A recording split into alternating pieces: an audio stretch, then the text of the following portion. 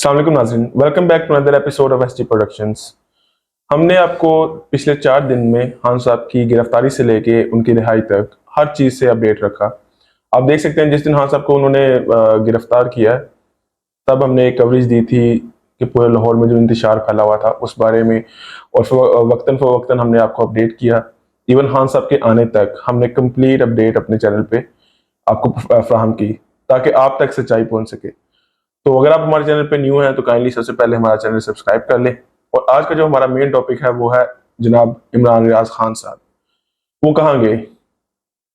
उनको जमीन खा गई या आसमान निकल गया? इसी बारे में आज हम डिस्कस करेंगे सलमान साहब से। उनकी क्या राय है इस पे कि वो क्या समझते हैं कि इमरान रियाज खान साहब कहाँ गए? तो अस्सलाम वालेकुम सबसे पहले सर। वालेकुम सलाम। वालेकुम सलाम जी। सर, एक तो सहाफत में उन्होंने काफ़ी ज़्यादा एक मुश्किलात फेस की। सबसे पहले कवरेज देते हुए हमें काफ़ी डिफ़िकल्टीज फेस आई डिफरेंट अदारों की तरफ से भी, ठीक है, और एक इंतशार फैला हुआ था पूरे लाहौर में, लेकिन हमने फिर भी उसको जो है वो कवरेज दी। तो आपका फर्स्ट ऑफ ऑल इसके बारे में क्या कहना चाहते हैं कि जो एक मीडिया की फील्ड है वो कैसी है, और स्पेशली जो आप इस तरह के वाक़े कवर कर रहे हो? मीडिया की फील्ड बड़ी स्ट्रॉन्ग, इसमें नर्व्स आपकी होनी चाहिए। और इलेक्ट्रॉनिक मीडिया पे चूंकि पाबंदी थी उन दिनों पे, बिल्कुल, और उस वजह से हम चूंकि सोशल मीडिया से बिलोंग करते थे तो हमें कवरेज देते हुए आपको पता है कि जिस तरह से शेलिंग भी फेस करनी पड़ी, फिर उसके बाद हमें आंसू गैस का सामना करना पड़ा, उसके बाद हमें जो है पुलिस की तरफ से भी रोब का और जोदोकोब का शिकार होना पड़ा। तो बहरहाल ऐसे मौकों पे सर पे कफन बांध के निकलना पड़ता है, और लोगों तक अगर आपने हक की आवाज पहुंचानी है तो उसके लिए फिर आपको जाहिर है कुछ ना कुछ तो फिर कंप्रोमाइज करना पड़ता है ना। जी बिल्कुल। आज का जो हमारा मेन टॉपिक है जिस पे हमने आज डिस्कशन करनी है वो इमरान रियाज खान साहब है।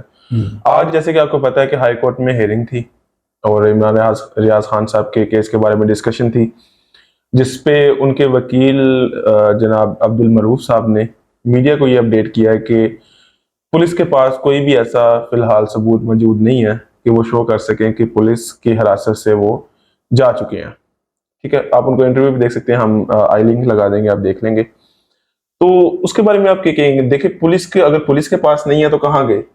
मेन क्वेश्चन ये है बेसिकली। तो अब पुलिस की कस्टडी में अगर कोई बंदा है तो ये पुलिस के मतलब जिम्मेदारी बनती है कि उसको मतलब उसकी फैमिली को वेल इन्फॉर्म किया जाए कि वो कहाँ पे मौजूद है, कहाँ पे नहीं मौजूद।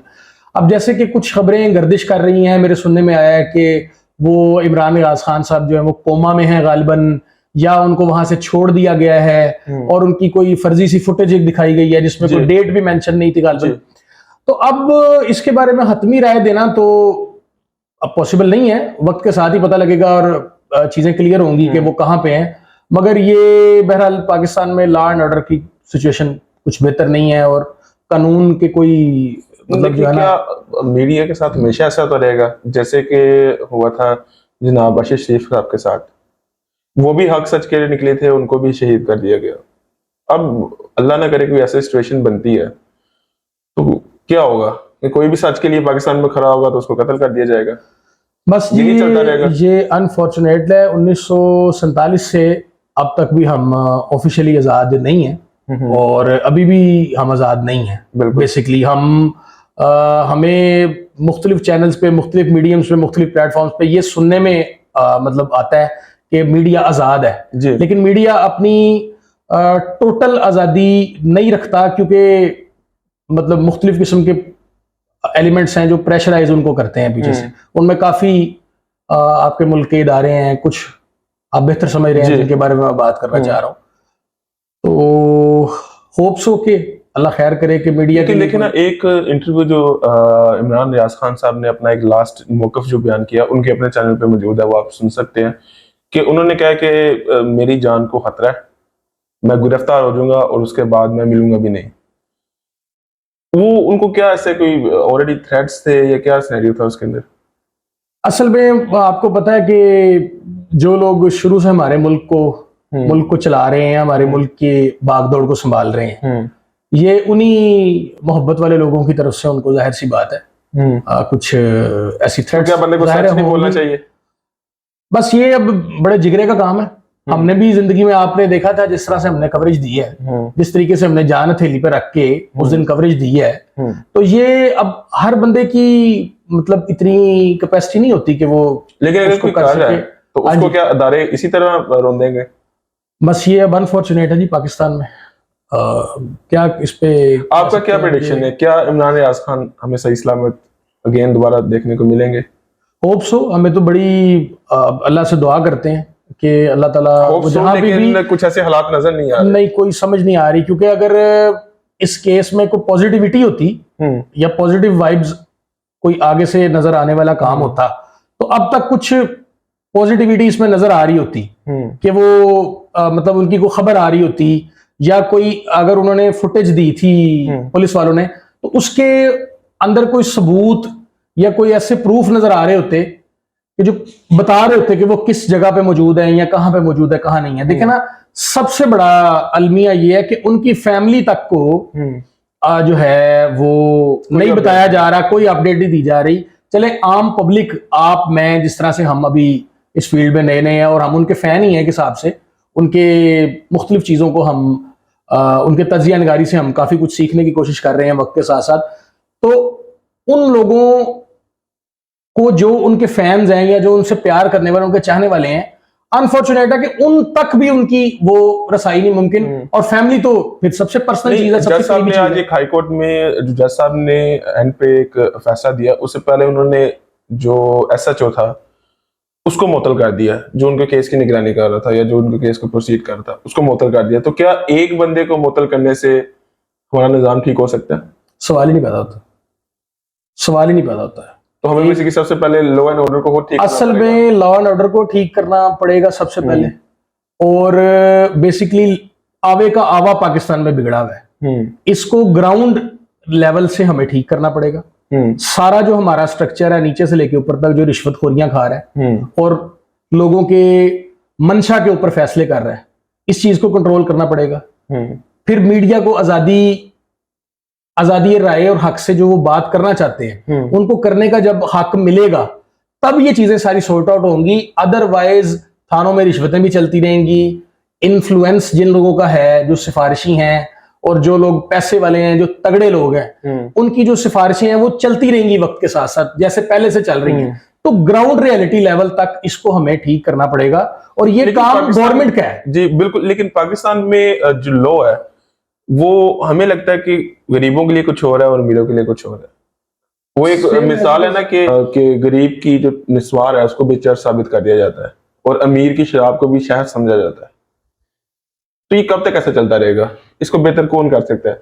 आपको क्या लगता है, सिर्फ खान साहब आएंगे तो ये बेहतर होगा या लॉ एंड ऑर्डर हमारा बेहतर होगा? तो असल में एक छोटी सी एग्जांपल थी, एक शख्स था, उसने अपने घर से, ये इस सवाल से रेलिवेंट है थोड़ी सी, एक बेसिकली अगर आप जो है वो हर चीज पे तनकीद करते रहेंगे, आप अपने घर में हुक्म चला रहे हैं, हुक्म चला के आप घर से निकले, आप बाहर जाते हैं, आप बाहर जाके देखते हैं कि किसी बंदे ने, किसी पार्क में आप जाते हैं तो पार्क में किसी ने अगर बिस्किट का कोई पैकेट है, उसका वो कचरा जो है उसने वो बास्केट के अंदर नहीं फेंका, बाहर फेंका हुआ है, आप उस बंदे को देख के पॉइंट आउट करेंगे तो आप उसको उस पर तनकीद करेंगे।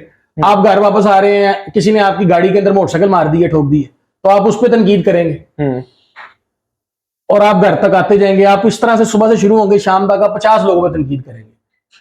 लेकिन जब आपकी तरफ कोई उंगली उठाएगा, आपको कहेगा कि आपको अपना ठीक करने की जरूरत है, आपको अपना एहतसाब खुद करने की जरूरत है ठीक करने की, तो आप अपने आप को ठीक नहीं करेंगे, आप लोगों पर तनकीद करते रहेंगे। तो जब तक आप अपने आप को ठीक नहीं करेंगे, आपका इनर सेटिस्फाई नहीं होगा, आपके मामला भी ठीक नहीं होंगे।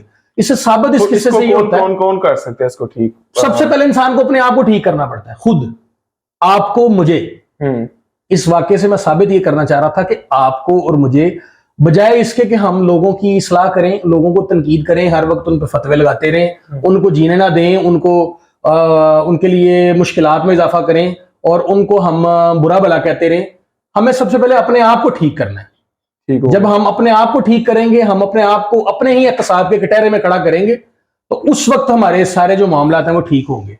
अगर ऐसा नहीं होगा तो फर्दर ऐसे ही चलता रहेगा। तो नाज़रीन, हमने आज एक छोटी सी एक नशिस्त की थी सिर्फ ये जानने के लिए कि क्या इमरान रियाज खान साहब हमें अगेन देखने को मिलेंगे, और मिलेंगे तो किस हालात में मिलेंगे, क्योंकि उन्होंने अपने इंटरव्यू में, अपने जो उनका पॉडकास्ट है उसमें खुद उन्होंने बताया था कि अगर मैं पकड़ा जाऊंगा तो शायद ये मेरी जुबान भी काट दे।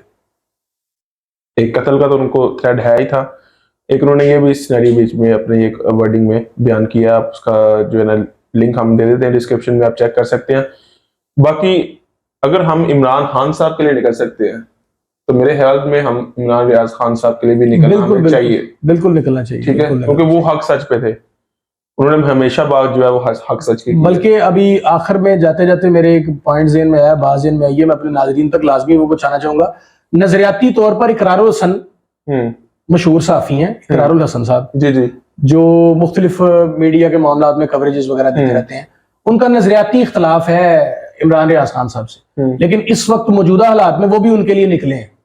तो इस वक्त हमें बड़े कॉज के लिए अपनी छोटी छोटी दुश्मनियों को, अनाद को खत्म करके एक बड़े कॉज के लिए सबको यूनाइट होना पड़ेगा, और इस चीज को समझना पड़ेगा कि हम खुद सबसे पहले ठीक हों और अपने मुल्क के लिए निकलें।